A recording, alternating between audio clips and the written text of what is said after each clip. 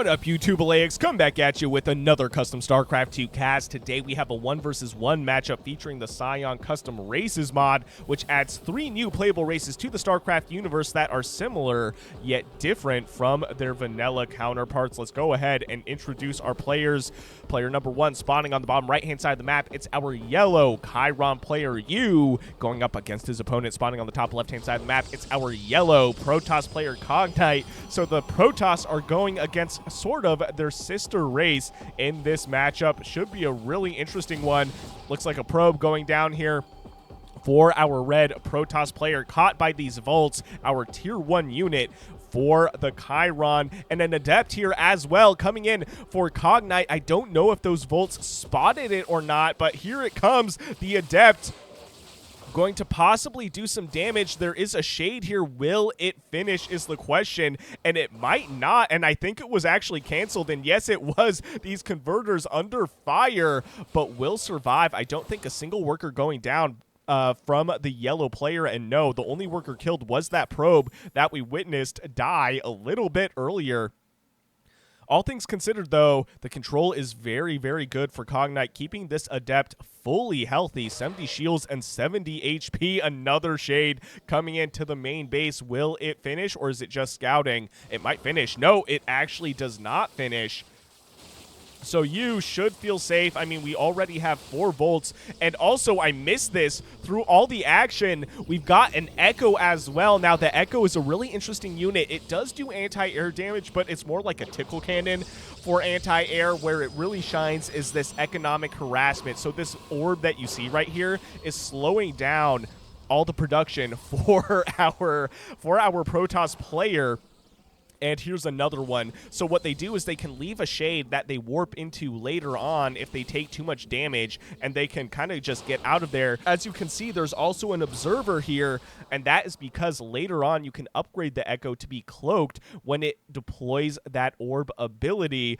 And I've seen games where they live for like minutes because the player has no idea what's happening. All they know is that there's a big kind of force field over their entire mineral line, and they're like, what do I do to answer that? All you need is an observer, and you can chase those echoes away. One other thing I wanted to mention about the Keiron, for those of you familiar with the Keiron, you'll understand it already, but the Keiron play a lot like a mix between the Protoss and the Zerg, and what I mean by that is they rely on their main mining structure, in this case the Citadel or hatchery equivalent, to warp in units, and they have these kind of tech/macro structures that build up warp charges, as you can see here, and you use those warp charges to warp in your units. So a lot like the Zerg rely on the hatchery to macro, the Keiron rely on their Citadel. Now, the converter did get killed by these stalkers. The stalkers do have blink, and even though it looks like that Citadel was warping in, you do need your converter or your probe equivalent to keep on building stuff.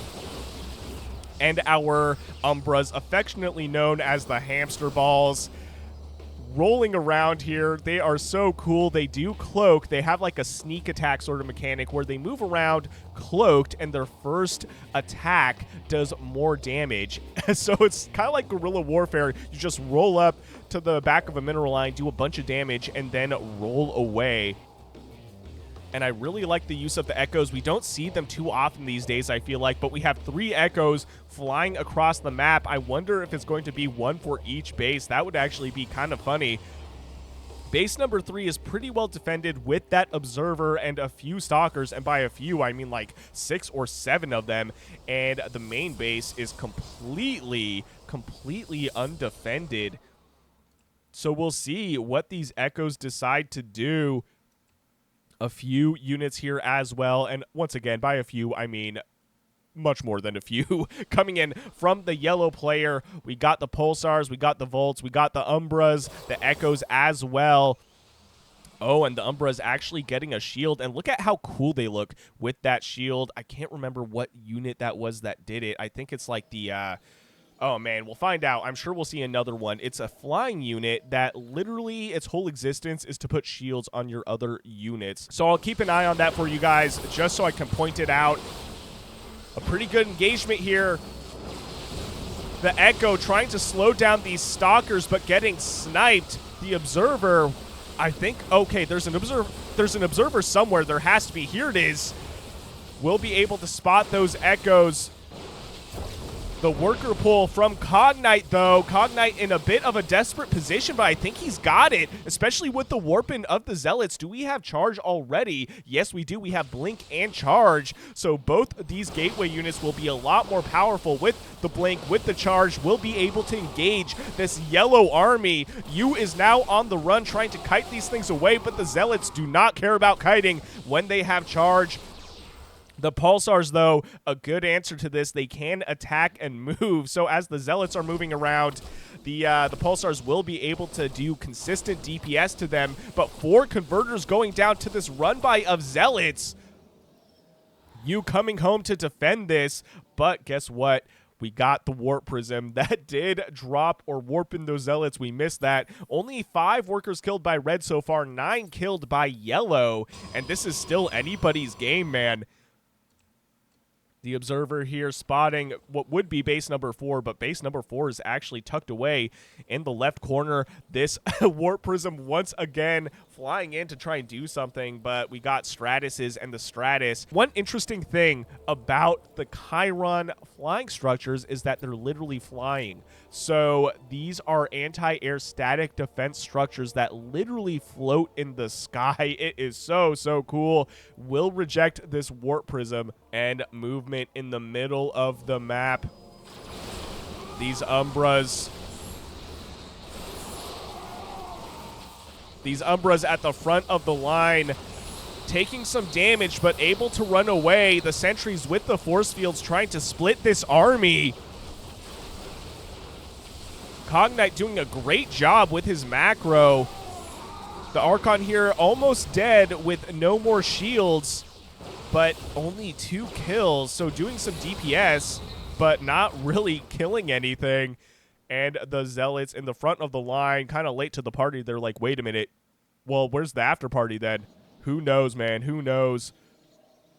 I'm keeping an eye on this shield unit. Here it is, maybe. Yep, the Fuse. I wanted to call it the Pulse, but I knew it was not called the Pulse. So the Fuse is what puts the shield on the Keiron units. As you can see, these Umbras getting some extra shield will make them just a little bit more tanky, and the animation, dude, is so sick on this. I can't get over it, especially when they roll around. It's like a perfect circle. So satisfying, dude. So satisfying. So ground weapons level 2 almost finished.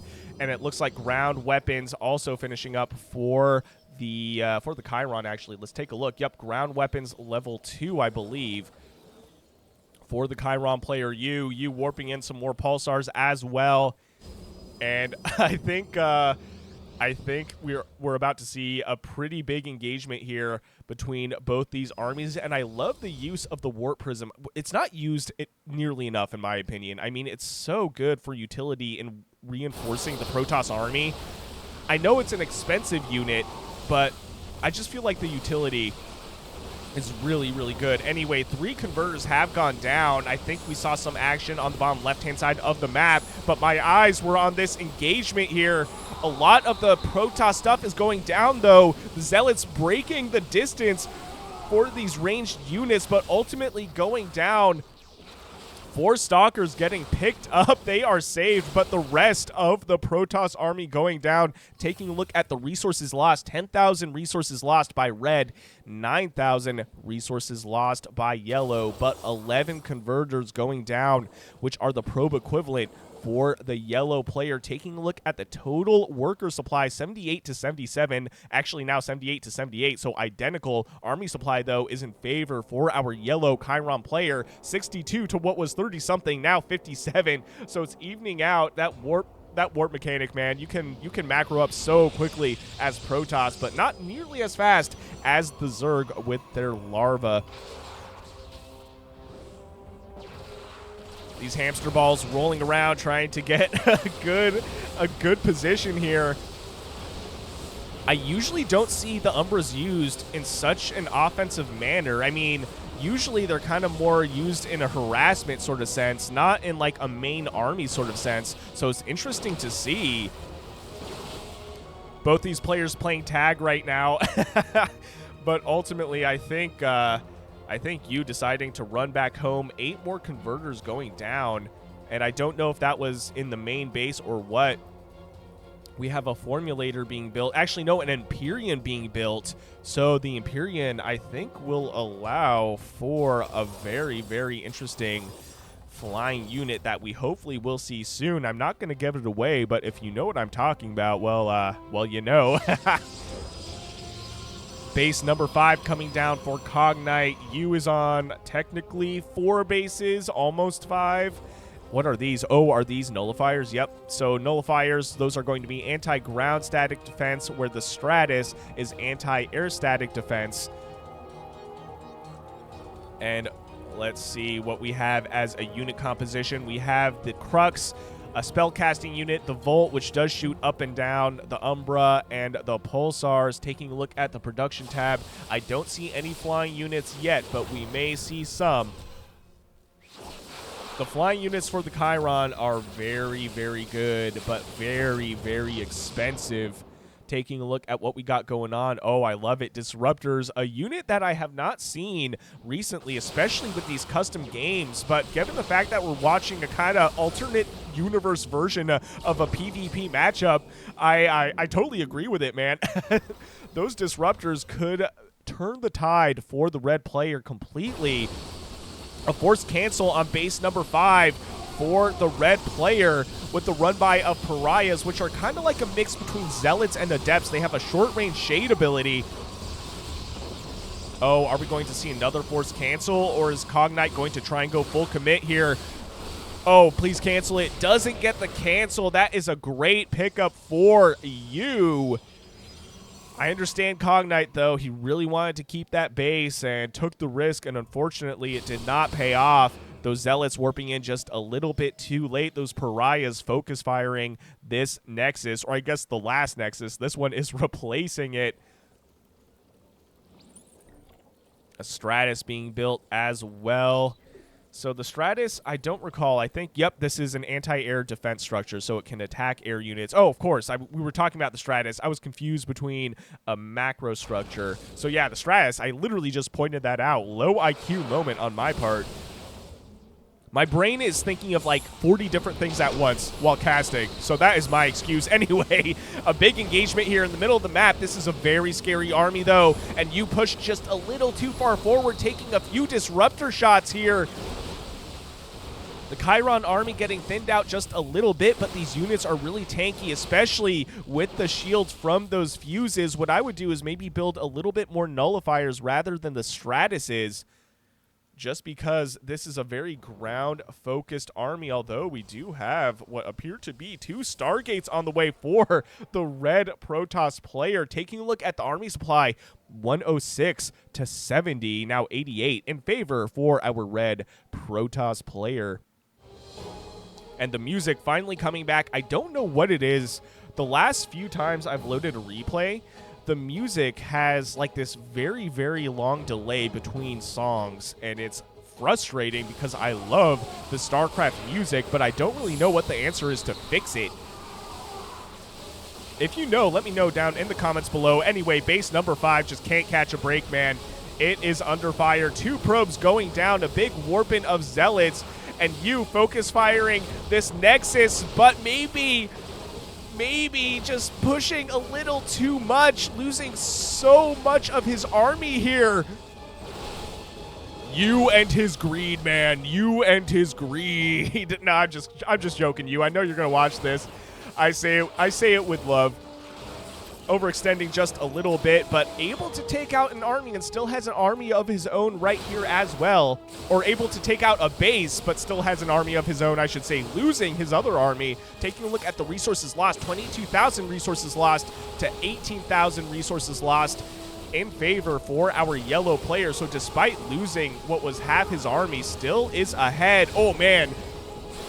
Almost a friendly fire on those Zealots with that disruptor shot, and I like this. The Tempests are on the field, but what do we have here? We have a Zeniths being built, so the Zenith, I think, is also something that will allow for a very interesting flying unit. In fact, I think it's the Zenith that I was thinking about earlier. Again, I'm not Again, I'm not going to give away the unit necessarily because I don't want to spoil it. Oh, wait, never mind. Here it is, the Paragon, the unit that I was teasing. So this is kind of your capital ship unit. A very, very good unit. It does have kind of like this focus fire nuke kind of ability. It's not as good as a nuke, which is fair because it's a flying unit that's mobile, but this is basically your capital ship, and look at this thing. It looks like an angry dog. Very cool unit. Now, what we were also seeing here